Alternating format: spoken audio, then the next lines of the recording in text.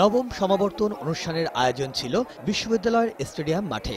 বেলা 2:30টার দিকে অনুষ্ঠানে যোগ দেন রাষ্ট্রপতি মোহাম্মদ আব্দুল হামিদ। 2006 থেকে 2010 সাল পর্যন্ত বিশ্ববিদ্যালয়ের 9টি অনুষদ ও 5টি ইনস্টিটিউট থেকে পিএইচডি, এমফিল, স্নাতকোত্তর, এমবিবিএস, বিডিএস ও ডিভিএম ডিগ্রি অর্জনকারীদের সনদ প্রদান করেন।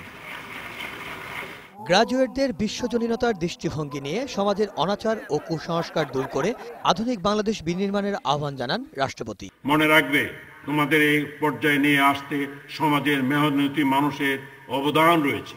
তোমরা তোমাদের অর্জিত জ্ঞান, মেধা ও মনন দিয়ে দেশমাতৃকার কল্যাণ করতে পারলে সে ঋণ কিছুটা হলেও শোধ হবে।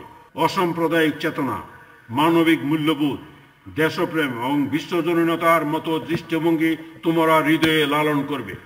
সমাজের অনাচারের বিরুদ্ধে প্রজ্বলিত করবে জ্ঞানের মশাল, যাতে কুসংস্কার সহ সামাজিক অন্ধকার দূরীভূত হয়। 2021 সালে মধ্যম আয় এবং 41 সালের মধ্যে সমৃদ্ধ দেশ গড়তে সরকারের কর্মসূচি বাস্তবায়নে ছাত্র সমাজকে ভূমিকা রাখার আহ্বান জানান রাষ্ট্রপতি। 60-এর দশকে যে ছাত্র আন্দোলন ছিল তা স্বাধীনতা অর্জনের আকাঙ্ক্ষাকে ধারণ করে স্বাধিকারের আন্দোলন। আমরা তা অর্জন করেছি। আজকের আন্দোলন দেশ গড়বার। সমাবর্তন অনুষ্ঠানে বক্তব্য রাখেন দিল্লির জামিয়া মিলিয়া ইসলামিয়া বিশ্ববিদ্যালয়ের উপাচার্য অধ্যাপক তালাত আহমেদ।